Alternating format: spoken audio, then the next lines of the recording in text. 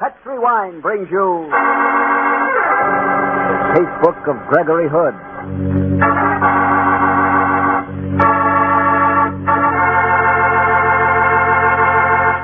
Tonight, the Petri family, the family that took time to bring you good wine, invite you to listen to the story of the 3 Silver Pesos.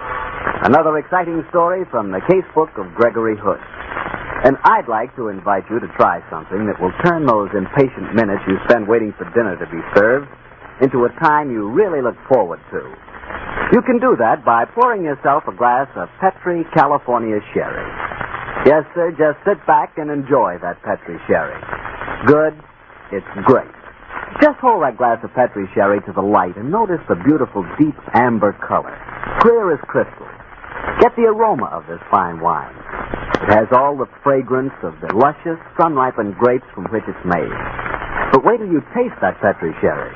Then I can stop talking because you'll know for yourself how good it is. Oh, and say, if you like your sherry dry, not sweet, Petri makes a delicious dry sherry, Petri Pale Dry. If you don't know which you prefer, the regular sherry or the pale dry, why not try them both? Don't buy one, buy 2. But just be sure you always buy Petri.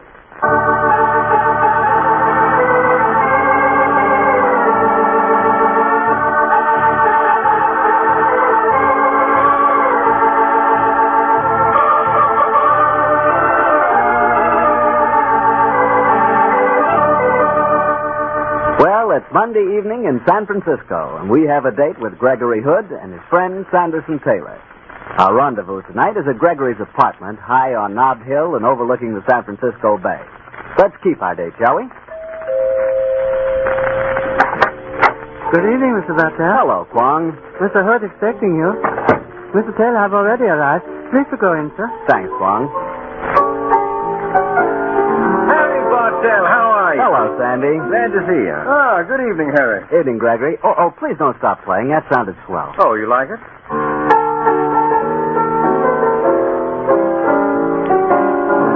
This is our first appearance on the radio. I thought I'd whip up a little number in honor of the occasion. Oh?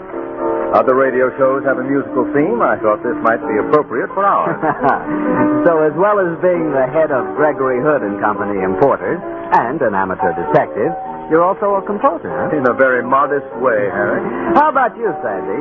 I know that you're Mr. Hood's attorney as well as his closest friend. Do you have any unusual talents you've been hiding under a bushel? No, Harry. I'm a very dull dog compared to Gregory. I'm a good family man. I shoot an erratic game of golf, and I wield a writ of habeas corpus with moderate dexterity. Don't believe a word he says, Harry. Sandy has many hidden talents, a fact that you'll find out as tonight's story gets underway. Would you care for a glass of sherry? Oh, that'd be very nice, Gregory. Which particular page of the notebook have you decided to turn to for your first story? A page that has the heading, The Case of the 3 Silver Pesos. We thought it was an adventure that would show you, Harry, that Gregory and I really don't go looking for trouble, although we do have an uncanny facility for meeting up with it. And how did the 3 Silver Pesos catch up with you? Well, it was about 6 o'clock one evening a few weeks ago that Sandy and I started our drive across the Bay Bridge, bound for Sandy's home in the Berkeley Hills. Little did we think that what promised to be an evening of pleasant domesticity was destined to turn into as wild and woolly an adventure as we had ever. Bridge is beautiful in this light, isn't it, Gregory? Stunning. Just the same, I missed the ferry boat. Well, if you made the trip across as often as I do, you wouldn't. The bridge is not half an hour off the trip. Even so, Hey, look at that car. Why doesn't he stay in his own lane? He's an oozer. They drive me crazy. What's an oozer? Plenty of them on the roads. When they change lanes, they never give a signal. They just ooze. What the devil? Watch out, Gregory. He's weaving from side to side. Now he's pulling in toward the rail. He's going to stop. Yeah, but you're not allowed to stop on the bridge. He must be ill. I'm going to pull up behind him. Well, look, he's opened the car door. Well, he's staggering toward the parapet. This looks like a suicide attempt. Come on, Sandy. Get away from that parapet. Yes, that's too high a jump for you, my friend. Sandy, help me hold him. Right. There we are. Say, who are you? Gun. Yes, a gun would be simpler. Come on, get in our car. We'll see you home. Gregory, I believe he's dead. Get into the car. Poor devil, I suppose his heart gave him his wish. And get into a doctor fast. We may be wrong. Oh, here comes a cop. You can't stop on the bridge. Get moving. We've got to get this man to a doctor, officer. He's seriously ill. What about his car? You get his car cleared off the bridge, officer. We'll call back when we get to the Oakland side and make our report. Okay, get moving.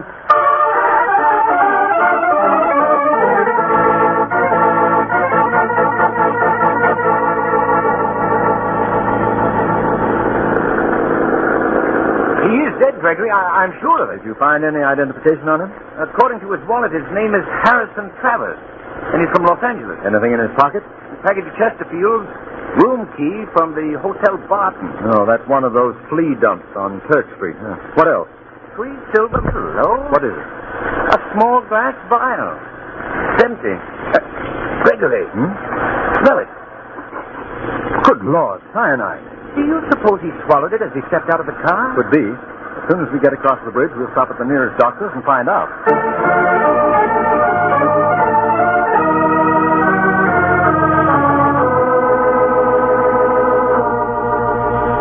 And that's our story, Dr. Arnold. What explanation can you give, Doctor? This is a fantastic case, gentlemen.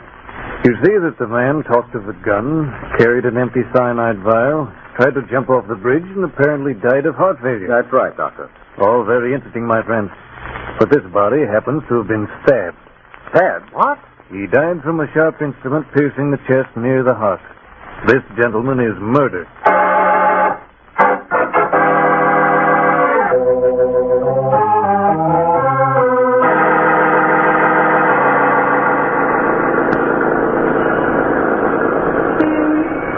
Back we head for the bridge to San Francisco with a corpse as a passenger.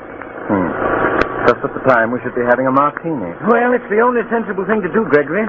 The borderline between San Francisco and Alameda County runs right through the center of the bridge. The murder happened on the San Francisco side.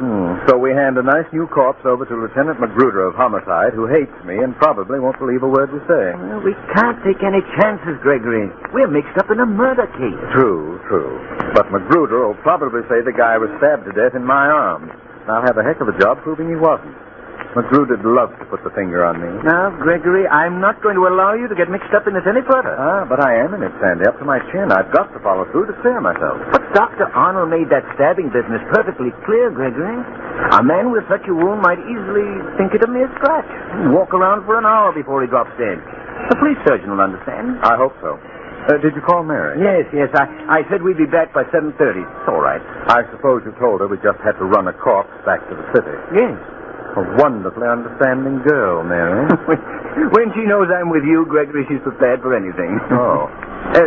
Why are we stopping? Don't you see the damsel in distress teetering on the curb ahead of us? Damsel, nothing. Damsels don't come ride. Oh, you must guard against being snobbish, Sandy. Well, in any case, we've got a corpse in the rear. We'll say he's a bit under the weather. Hop in, young lady. There's room for 3 in front. Well, golly, I was beginning to think you'd never come along. Thanks. I'm Penelope. Penny's for short. My name's Taylor. And mine's Hood. What's wrong with your friend in the back? Him? Uh-huh. Oh, he doesn't feel very well. Stiff, huh? Oh, well, it's happened before. Don't you think it's a little dangerous for young girls to hitch rides across the bridge? Don't worry, mister. Penny can take care of herself. I had a date at 7:15, and I just missed the train. I didn't want to wait. Well, I'm sure you didn't have to wait long for a ride. I didn't, but I'm choosy. Too many lone wolves on wheels. And when we slowed down, Penny, I suppose the natural honesty of our expressions decided you that you'd be safe with us? Say, you're pretty smooth. What's your other name, Mr. Hood? Gregory. I don't know how safe a girl would be with you, Gregory, but I bet you'd show her a good time. I am reputed to have my moments, Penny.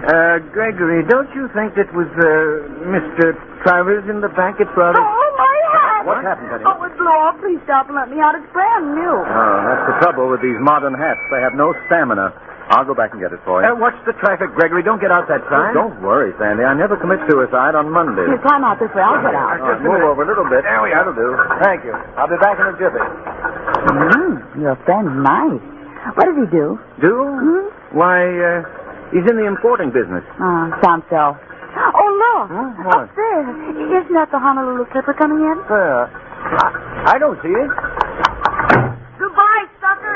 Hey, come back here. Back. Well, I'll be... Sandy, what happened? Penny stole our car. And our corpse.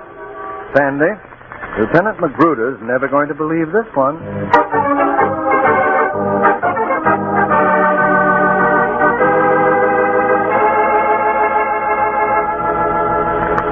And that's our story, Lieutenant Magruder. And you're expecting me to believe it, I suppose. What did I tell you, Sandy? Listen, Mr. Hood, you're in the importing business. I keep my nose out of that kind of stuff. Why do you mix yourself up with a homicide case? I didn't, Magruder. It mixed itself up with me. Yeah, don't give me that. You think you're a hot-shot detective. You're the smart boy who's always trying to show us up as a bunch of flatfoots. Don't waste my time. Magruder, the San Francisco police force is one of the finest in the country. Why do you have to spoil the record? What do I have to do to make you realize there's been a murder? Show me a murdered man. But we had him. His corpse was in the stolen car. Sure. And before he was stiff, you thought he was going to jump off the bridge. Then he had a heart attack. Then he was going to shoot himself. Then that he's poisoned himself. And finally, a doctor told you he'd been knifed. You had to cap it all off. A blonde babe steals your car and your car. Who are you trying to kid? Well, I admit that it sounds unlikely, but it's true, Magruder. Prove it. Well, how about the traffic cop who came up to us on the bridge? Yes. He drove the dead man's car way ahead of us. He must have turned in a report. Must he now? Well, I've checked the records, and there hasn't been a traffic report from the Bay Bridge since 4 o'clock. Now, what do you say, Mr. Hood? That I'll prove it to you. Come on, Sandy. Come back on Saturday, Mr. Hood. It's my day off. You see how much your law-abiding instincts do for us, Sandy? Magruder doesn't believe us. And see what your chivalrous instincts did for us. Your damsel in distress runs off with your car and the evidence. Now we've got to follow this thing through to prove to Magruder that we're not nuts. You better call Mary and tell her it'll have to be a midnight snack. Okay, Gregory, but I don't see where we go from here. Well, luckily, I kept these 3 objects that were in the dead man's pocket. They're the only clues we've got. A hotel key, an empty vial, and 3 silver pesos. Yes. Let's take the key first. Hotel Barton, room 207. All right, Sandy, that's our first port of call.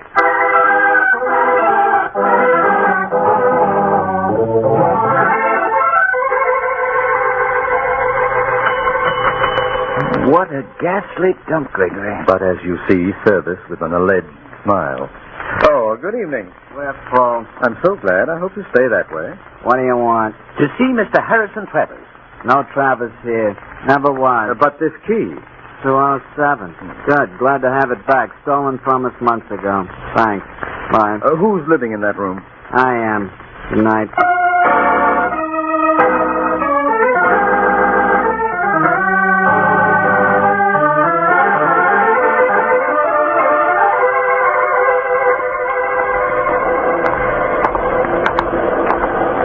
You know, Gregory, I'm beginning to think that Magruder was right. That this whole business didn't happen after all. And I'm getting as obstinate as all get out. I didn't believe that hotel clerk, but I couldn't search the room without a police warrant. And with Magruder in his present frame of mind, that wouldn't be the easiest thing to guess. Where are we headed for now? The shop of my old friend Goldwasser. It's along here somewhere. Well, how can he help us? He's a coin dealer, the best in San Francisco. I want to ask him about these 3 silver pesos. Here's his shop. Hello, Henry. Gregory Hood, man. Dear boy, how good to see you. This is Mr. Sanderson Taylor. How do you do? Goldwasser? Come, let's go into my room at the back. We can sit down and be comfortable there. How have you been, Heinrich? Fine, Gregory, fine. All the better for seeing you after this long time. So, sit down. This is a very special occasion. Perhaps you will join me in a little glass of port, my friend. Hey, wonderful idea. Heinrich, we're in something of a jam. I'm hoping you can help us. So, we shall see what we can do. Say, Gregory. Mr. Taylor? Thank you. Now, Gregory, tell me how I may help you. Heinrich, I want you to look at these silver pesos. Is there anything odd or rare about them? Or any way we could trace their ownership? None. They're common enough coins, and yet I have many such duplicate coins here. I will check this for weight. I will put one of your coins on the scale, though. And on the other scale, I will put one of my duplicate coins. Ones that are not the genuine, though. And what did you find? The coin I gave you is much lighter. It must be counterfeit. No, I do not think so. Let me look at it through my glass. Oh, very ingenious. What is it, Heinrich? This coin unscrews. The hollow section inside, so? There's a white powder inside. Dope. At last we know what we're up against. May I use your telephone, Heinrich? Of course, my friend. So we're mixed up with a dope ring, Gregory. No doubt about it, Sandy. Now perhaps I can make Magruder nibble a little humble pie.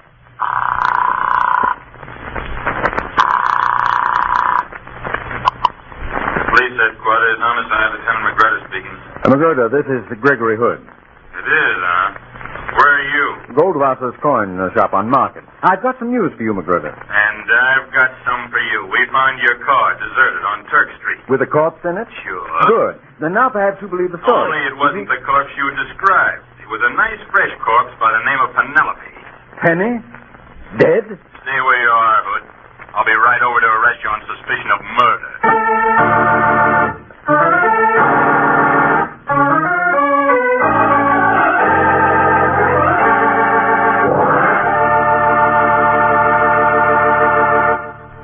You'll hear the rest of tonight's story from the Casebook of Gregory Hood in just a second. Time for me to mention that the only thing necessary to make a good dinner just perfect is to serve that good dinner with a good Petri dinner wine. With steak or chops or stew, and in fact with any meat or meat dish, you couldn't ask for a better companion than a glass of Petri California Burgundy. Petri Burgundy is a hearty, full-bodied red wine. It's the very last word in wonderful flavor. If you're having fish or chicken for dinner, then you'd love Petri California Sauterne. Petri Sauterne is a delicately flavored, subtle white wine that your whole family will enjoy.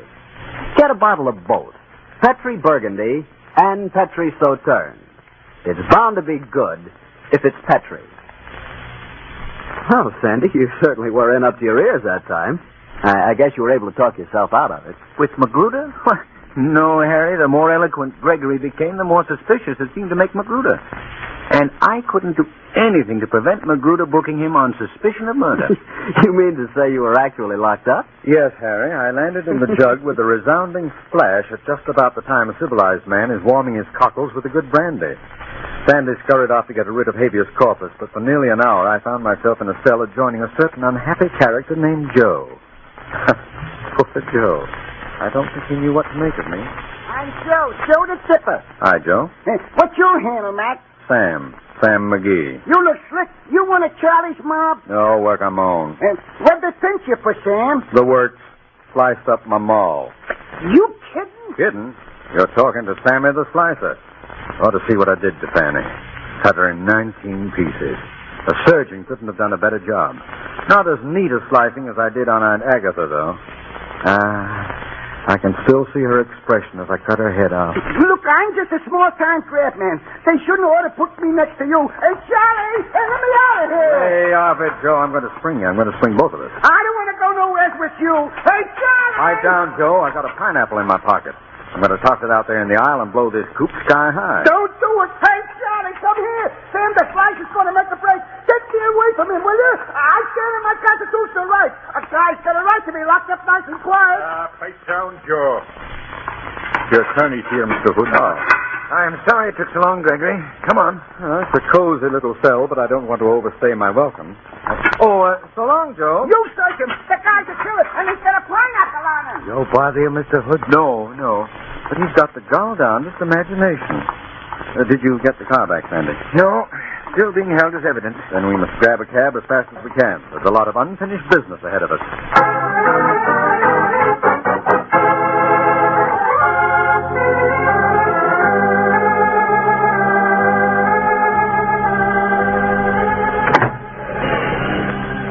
Where to, Mac? Fisherman's Wharf. Okay. Oh, why Fisherman's Wharf, Gregory? I just put in a call to Herb Kane at the San Francisco Chronicle. He tells me there's a film company shooting night location there. How does a film company tie in with our little headache? It's simple. I'm looking for an actor.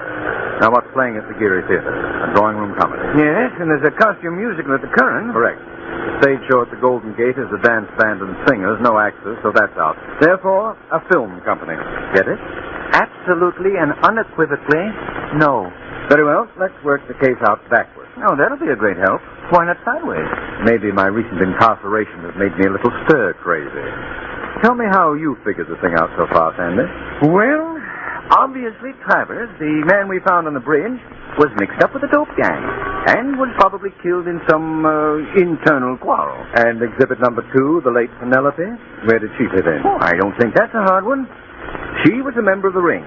They stationed her near the entrance to the bridge, knowing that a man of your notorious susceptibilities would be bound to pick her up. Oh, indeed. Oh, yes, indeed. And then she stole the corpse. The hotel clerk was bribed to deny the murdered man's existence. And later they killed the girl to make things safer. Or maybe she wanted too much of a cut. Sandy, you're excelling yourself. Elementary, my dear Gregory. But I still don't see where an actor enters the picture. But surely you see who the killer is now, don't you? Well, I've read enough mystery stories to know that it must be the LSP, the least suspected person. You have that LSP tone in your voice, Gregory.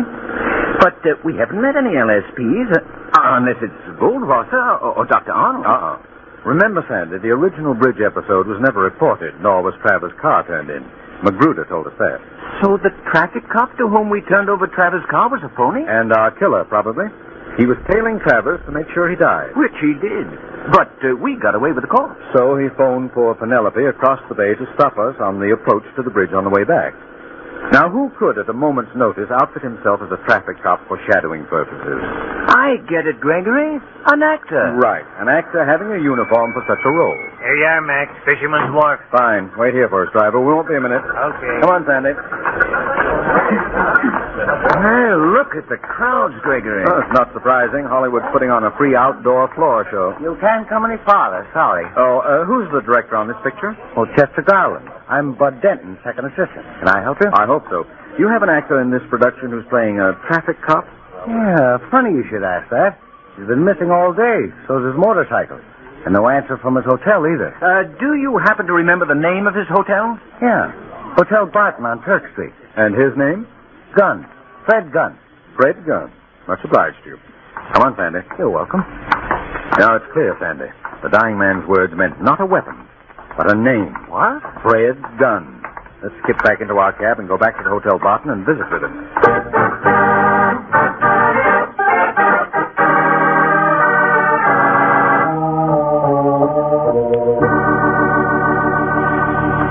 When I tell you there's no Fred Gunn been living here. And I tell you that he's still living in 207. Give us a pass key.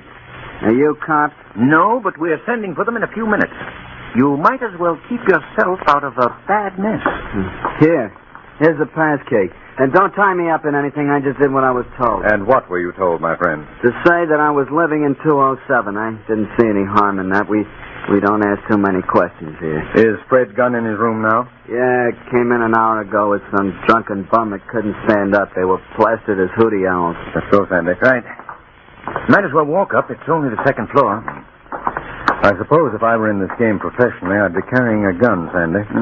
I'd feel safer if you were, Gregory. It looks as if we've got a killer cornered in a rat hole. He might shoot before he asks questions, you know. Sandy, I don't want to be melodramatic, but you've got a wife and 2 children. I wish you'd go back and wait for me in the lobby. Nice of you, Gregory.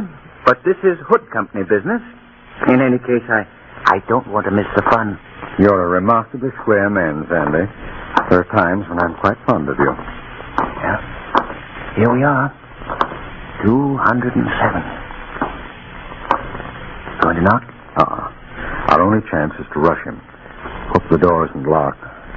Watch out, Sandy. Yep. Gun! He's asleep on the bed. Take it easy, Gregory. We can tie him with the bedclothes. He doesn't need bedclothes, Sandy. He needs a shroud. He's dead. Smell this bottle of whiskey. It's been spiked with cyanide. Great Scott. Gregory, look. They're on the floor. The now familiar corpse of Mr. Travers. How it does get around. Oh, we're in a serious jam now, Gregory. Knee-deep in corpses and not a single suspect left. We don't need one. I know who murdered Gunn, and oddly enough, he's in the room now. The killer? Where? In the closet? Closer than that, Sandy. Oh, now look, Gregory. If you're going to put the finger on me as the least suspected person, it's going too far. I won't stand for it. No, Sandy. Mr. Travers lying on the floor is the latest killer. But you mean the corpse is the murderer? Sure. Remember the empty cyanide vial? Before Travers was killed himself, he'd poisoned Gunn's whiskey. Gunn figured he'd stay sober until he'd retrieved Travers' corpse. He brought it back here, started to figure out how he was going to dispose of it. Exactly. He decided to take a slug of whiskey to help his thinking machinery, and so he died. Murdered by his own victim. Oh, I see. And now I have a call to make. Elmwood 6, 4222. Calling Lieutenant Magruder? Sure. This is going to be fun. Magruder in homicide, please. After you're through, Gregory, I'll call Mary. We'll have one of her delicious rabbits, and you'll stay the night. It's a date. Magruder, this is Gregory Hood. Now, settle back in your chair and make yourself comfortable, because I've got a fairy story to tell you. Once upon a time, a couple of worthy citizens were driving across the Bay Bridge when the car in front of them started to wheeze. You'll never believe this, Magruder, but as they were...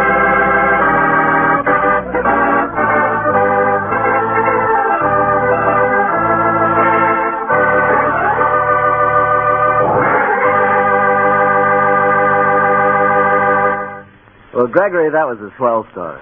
Very different, too. Yes, and I might say it almost marked the end of my beautiful friendship with Magruder.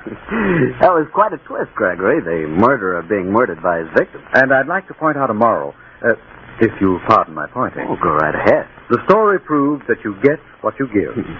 And fortunately, that works for the best, too. Ah, quite a philosopher, aren't you?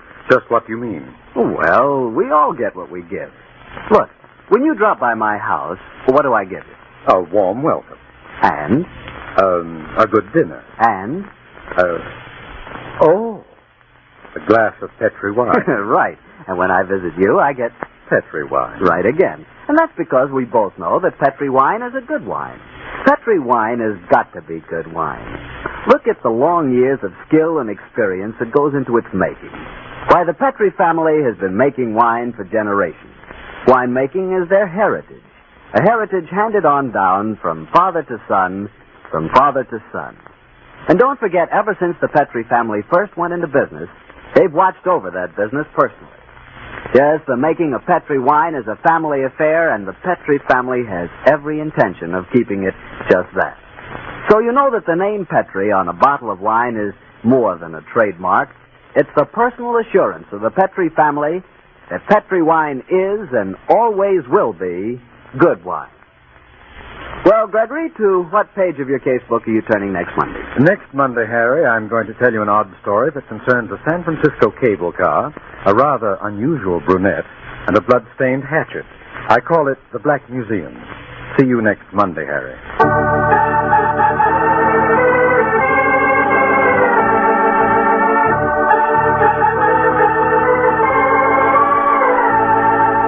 The Casebook of Gregory Hood is written by Dennis Green and Anthony Boucher. Original music is composed and played by Dean Fossler. Mr. Gale Gordon plays the part of Gregory Hood, and Sanderson Taylor is played by Mr. Bill Johnstone.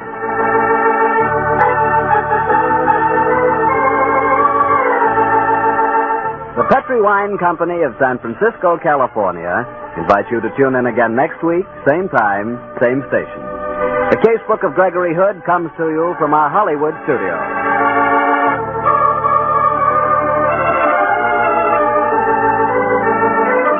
This is Harry Bartell saying good night for the Petri family.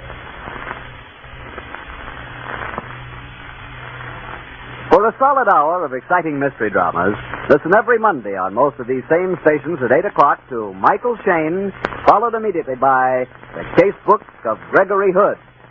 This is the Mutual Broadcasting System.